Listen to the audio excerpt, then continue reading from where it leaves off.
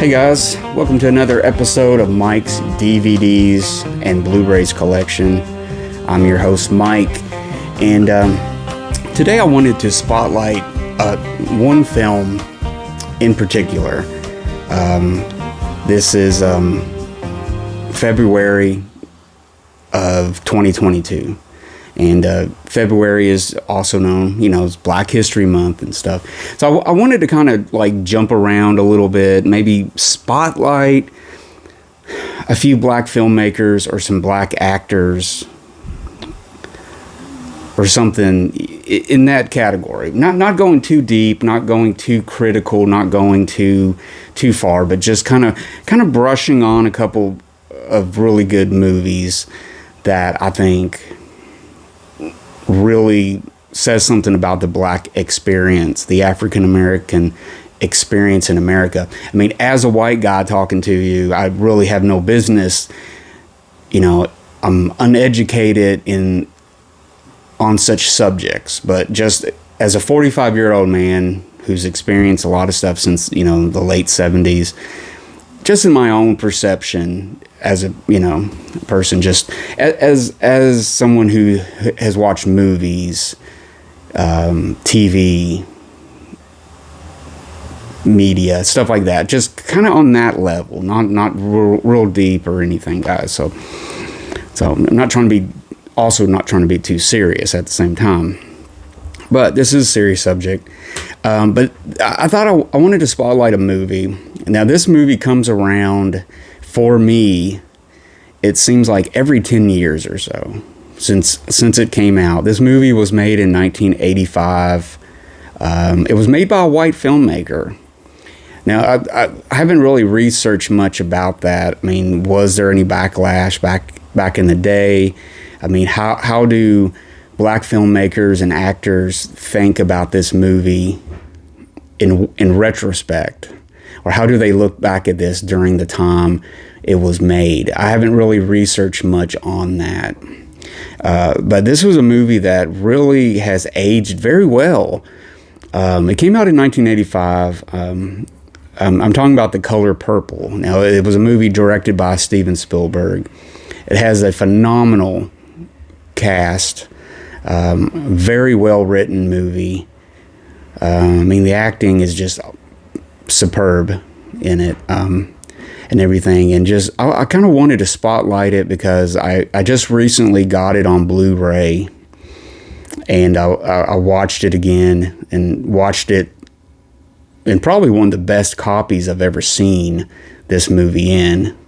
And I've never owned it on home video. It's always been something that has had no problem seeing it on TV or HBO or something like that. So, but I remember in the 80s, me and my sister would watch a lot of movies together, and it came out in 85, so we probably didn't see this until probably like 87 or 86 or 87, at least a couple years afterwards. That's just how movies were back then. They came to home video a little later. It wasn't like 2 months later it's on video. A lot of times it was a year, sometimes, before you saw anything. So, but I think what we originally saw this movie on like HBO, and we always liked it. We would kind of say certain little parts. There was like some songs in it and stuff, and my sister would say some. We weren't making fun of it at all. We were just kind of celebrating it.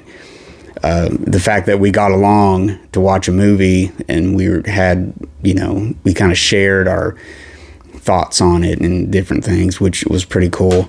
But yeah, it's like I see it every so often. So let's say I saw it for the first time then, a couple more times, and then I probably saw it in the late 90s, early 2000s. I think the last time I saw this, which was probably, it's been at least 10 years, I'm going to go with. So yeah, so I've seen it well over 5 or 6 times in my lifetime, if not more. But it seems like like a decade will go by, and I'll watch it, really watch it and stuff and everything. So, but seeing this now at age 45 in the year, 2022,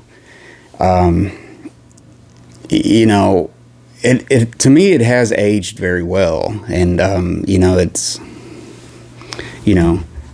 but yeah, let's go over the movie a little bit here. But yeah, I got the Warner Brothers Digibook, which is really nice. I mean, it's got some photos, really nice Blu-ray. It's got, excuse me, allergies.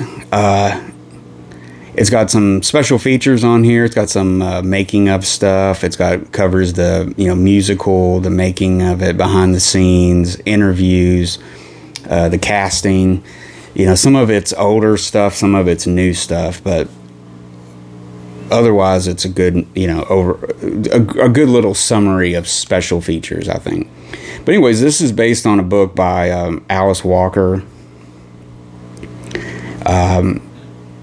It's based on a novel. It was a very successful novel, literary novel, something you could probably read that would be in your school library back in the 80s, something like that.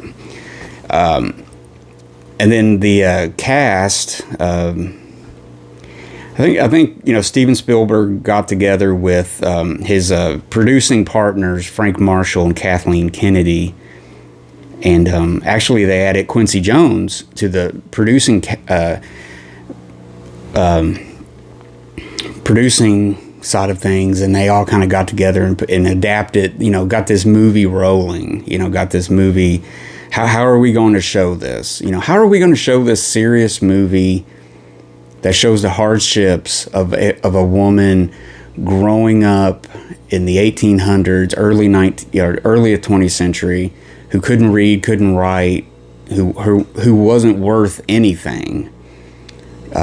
Even to her family, she wasn't anything. She wasn't anything to a white person. She wasn't anything to her own person. So it shows the perseverance, the spirit of a family. It shows the spirit of enduring and learning and overcoming stuff as a person, which that can be adapted to anyone. It doesn't matter race, color, creed. That could be anybody, could see themselves, could be that person.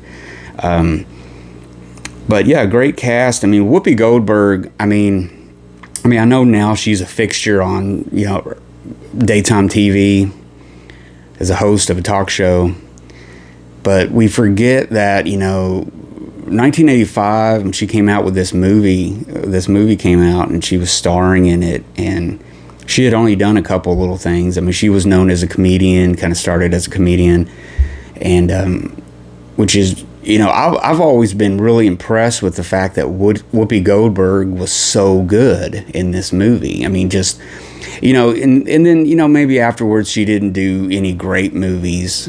She probably didn't do anything as on par with this until she kind of co-starred in Ghost in 1990, 91, whenever that was, and stuff. But I would say it is one of her definitive roles, one of her best acting roles, and as a serious actor. It was her film debut.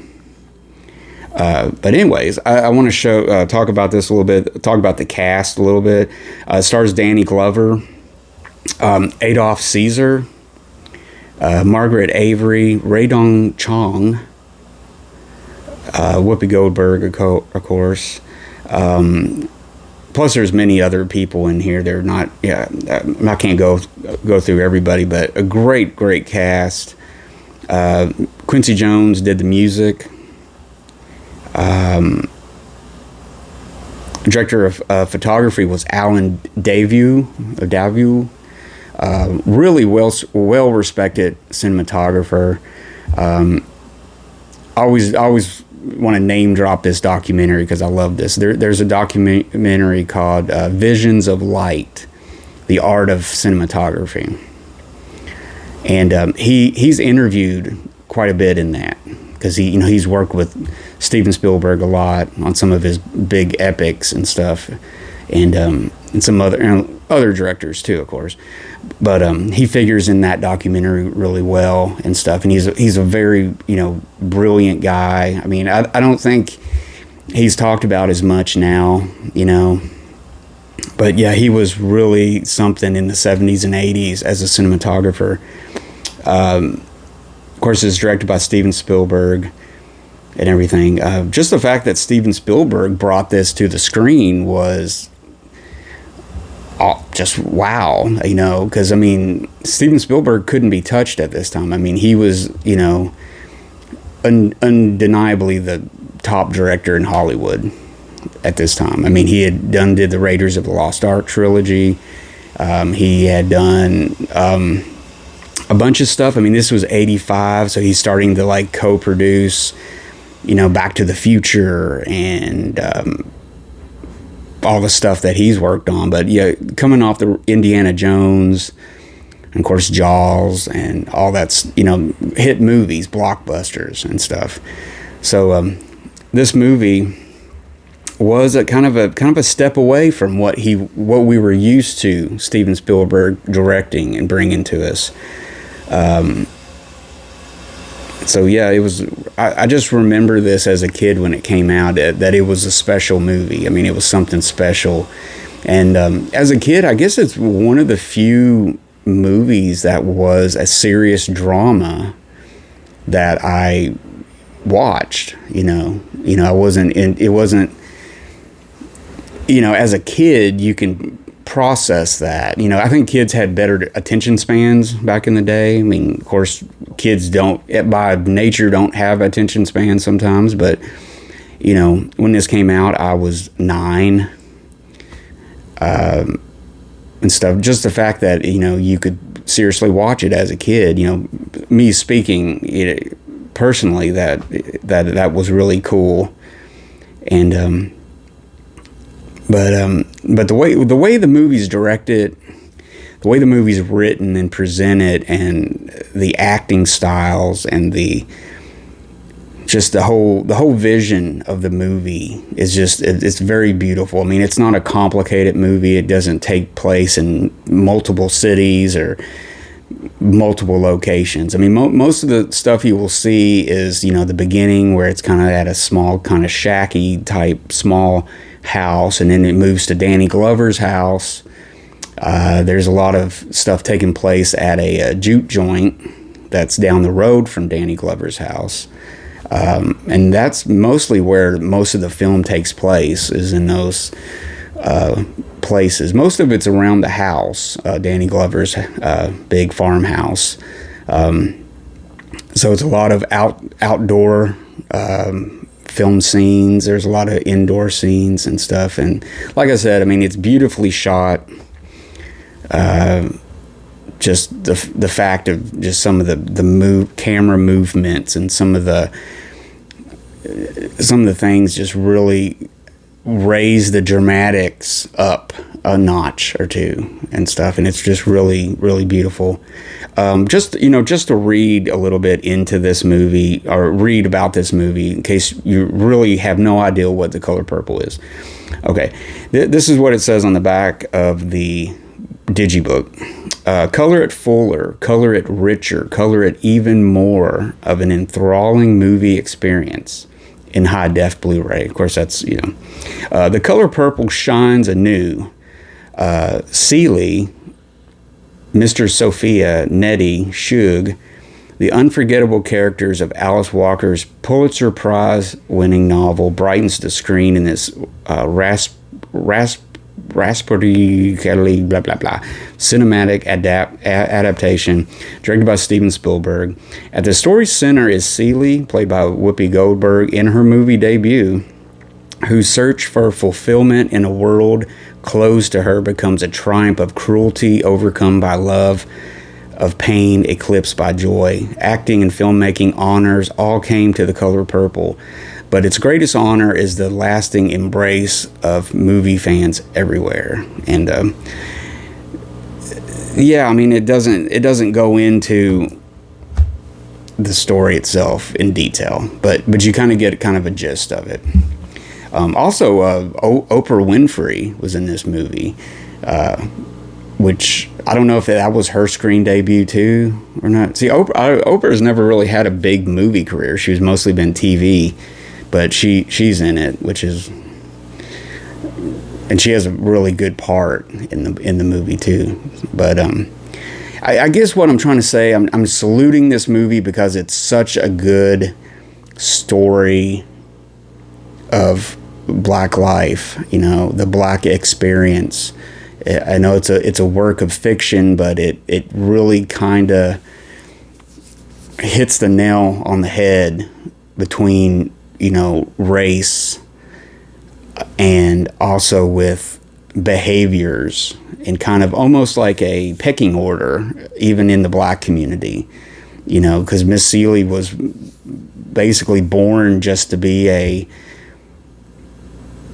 someone to just breed babies, just to have babies and stuff. And her and her sister, it also shows their relationship is almost they're almost one person. They have such a tight relationship, and they really got each other. They survived because they had each other. They had an abusive father. Their mother died when they were young. The father had conceived a couple of children with his own daughter. But not to give away, not to be a spoiler and give things away, but we found out later on that the man she thought was her father was basically her stepfather. So that kind of clears that up. Not that everybody was worried that there was incestuous thing, but it was very common because these women were treated as just almost like animals. They weren't on the level of the man of the house or the sons or anybody. They were just servants. It was almost like they were slaves within a atmosphere of slavery. You know what I mean? Like they were not free even in their family. They weren't. So the only freedom Miss Seeley has is her sister, and they really survive to this age and stuff. And Danny Glover notices these two girls, these two sisters, one day, and he's a very well-to-do farmer in the community. He comes from a good family of money.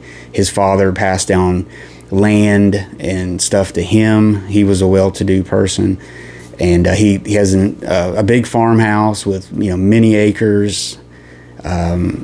His wife had passed away, died, and he had like 5 or 6 kids that he was trying to raise. He couldn't do it, so he had to find a woman real quick. That's kind of what it says in the movie. It's like, I got to find a woman to take care of these kids and cook for me and take care of me, So he kind of has his eye on Miss Seeley's sister, which I can't think of her name right off, but she was like the prettier one of the two.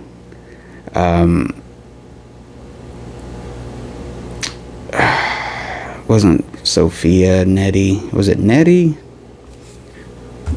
Gosh, I can't really think of her character name. I'm a bad reviewer, but he kind of had his eye on the prettier sister, and the father of the two girls, which we find out later is just the stepfather, says, you'll never have her. She's mine. You'll never have her. And the two sisters have grown up with, trying to beat this guy off. The only person they've known as a father beat them off of them, the nightly, raping of them and conceiving children and everything. And the prettier sister was kind of protected in the fact that, she had basically fought her father off of her. And she was, very tough, but Whoopi, being the Miss Seeley, being the quote unquote the ugly sister, basically caught the brunt of everything, the beatings and the pregnancy and all this different stuff. The children were given away. Her children were given away, and there's a few parts in the movie where she just wants to hold the baby. Because she had a baby at like age 11, 12. She had these 2 kids and everything. And we find out more about them. They're not just a afterthought in the story. That we come back to them a couple of times, and they figure really big in the movie. But anyways, Danny Glover, ends up with Miss Seeley. He really desperately needs someone at this house to take care of it. His house is a complete and utter pigsty. It's just completely disgusting. The kitchen is dirty. It's got rats crawling everywhere. How they've been surviving, no one knows. So, she comes in, she sees she's got this overwhelming job now to take care of these kids in this house and this man that she doesn't even really like. She does not like this guy. She's not attracted to him. He's crude, he's rude, he's mean. He's a threatening presence to her. Worse than her father or stepfather ever was. But she makes the best of it. Her sister comes to visit her and everything, and she's basically just barely surviving, living there and everything. And there's a scene where the sister comes and visits, and she's there for maybe a week, and it gets to the point where she's happy because her sister's here, and makes everything better around this house. But, Danny Glover has his moment where he gets her out, out in the woods almost, and he wants to have his way with her, and she fights him off, runs away. And at that point, it's like, she's got to go, She's not doing anything for me, she's got to go. And it's a very, very dramatic moment of crying, and them just, you can almost feel them being just ripped apart. You can just feel like just a spiritual and almost physical pulling apart of them separating. And she goes off, and we find out later that she joined a ministry or through a church, and they were doing they went to Africa to minister to the African tribe, bring Christianity there. So she's kind of part of a mission group. And she lives in Africa for many, many years. And, okay, spoiler again.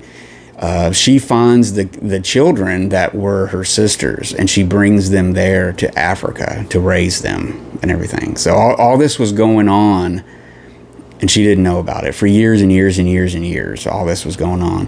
Her sister promised to write her every day, and she wrote her every week. But once...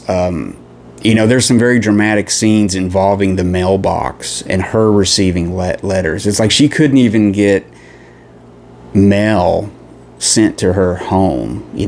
She had nothing but this house and these people. And she couldn't even get a letter. Danny Glover started keeping the letters and put them in a box, and he was hiding them for many years. This probably went on for 20 years, probably. But it wasn't until this nightclub singer, she's kind of a floozy-ish, kind of a drunkard, she was the daughter of a preacher's daughter who was kind of the black sheep of the family. She could sing really well. She went to the big city, became a, kind of a jazz singer, kind of an just a kind of a ragtime, singer of the 20s, kind of in juke joints and stuff like that. And Danny Glover is infatuated with her. He has her picture, like little posters of her advertisements of her being at this club or something. And he would ride his horse into town and visit this girl and stuff. And they developed a relationship over time. So they were kind of, they had their affairs, and he was sleeping with her and seeing her and doing all this until one day he brings her home where she's in really bad shape. I think she may have had TB or something. She was in really bad shape. Brings her home, and that's when the relationship forms with her and Miss Seeley. At first it was just like not working. She was like, "You are so ugly," and laughs, and and she didn't know, Whoopi Goldberg's character didn't know how to take it, but they really, she really sees, let's see what, I think her name, I think her name was Sophia. Or no, Nettie. I think Sophia, yeah, Sophia was Oprah Winfrey's name. I think she may have been Nettie. Can't think of her name. Her and the sister, I can't think of their names. But anyways, Suge. I think it's Suge. Okay, so let's just say it's Suge. Okay, so Suge comes there, and Suge can really see how Whoopi Goldberg's living.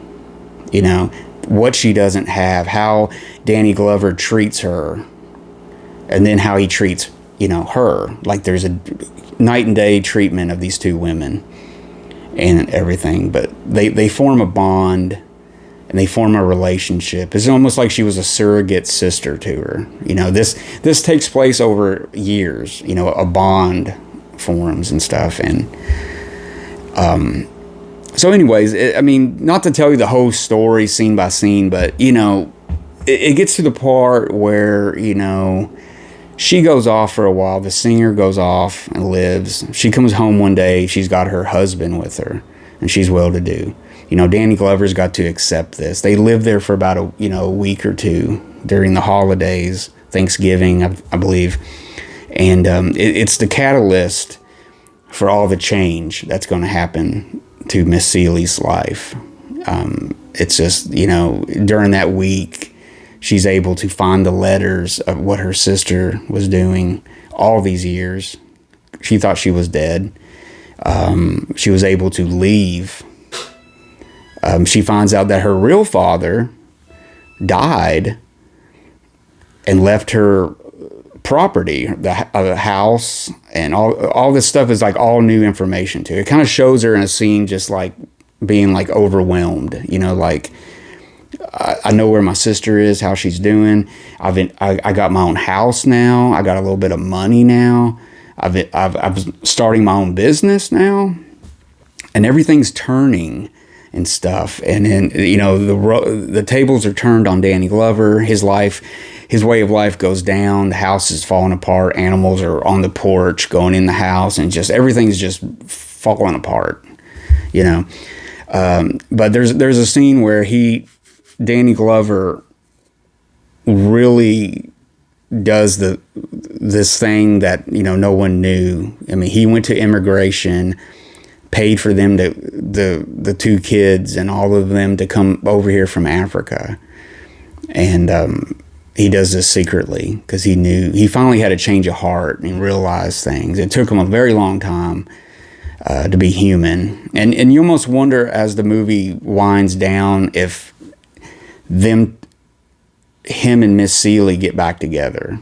You know, they're much older at this point. They're probably in their 50s, maybe 60s, 50s at least. And you wonder, it's like, you almost at that scene, you're like, wow, he really redeemed himself. And I could see them going back together. You know, maybe they need each other in some weird way. But we don't really know. I mean, maybe the book explores that. I don't remember. But it all ends up coming full circle, you know, and it shows her life, and just, you know, there's those few people in there that kept her life going all these years. You know, the hope, the memory, the thoughts of her children, the love and bond of her sister, the friendship of Suge, the singer. Just all those things kept her, you know, going and stuff, and it all came back, and it all ends well, and it's not just like a tacked on happy ending or anything. It really kind of answers some questions. It really closes up and lets the viewer, the reader, know, okay, these are some things that's happened, and they make sense, and they're plausible, and everything. So, a very, very, very good movie. I in my opinion, as far as it being, I think it's a very, again, I'm just a white guy talking, but I think it is a very positive black film for all audiences. But what I'm focusing on, that it was 1985. You know, there wasn't too many black films being made. There wasn't any black filmmakers on the caliber of Steven Spielberg. Now, this is some years before we have Spike Lee, who would come along and be a positive black influence in the filmmaking world and stuff. But, you'd have to give props up to Steven Spielberg for bringing this to the screen and being so well made at the same time. And, rewatching this and, how things are nowadays, everything's a little touchy, a little, how the world is today. Things are perceived and misperceived and everything. But I think it really still holds up. There's nothing in the movie that was kind of cringy or out of place. It wasn't like an influence of the 1980s in a storyline.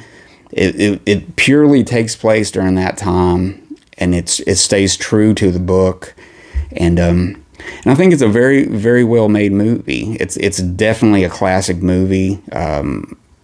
It's weird to say that about a movie made in the 80s, but it is a modern day classic. If I was to show this to my kids, they would look at it like, well, this is an old movie because it's from the 80s, So, but it is. It's a modern day classic movie.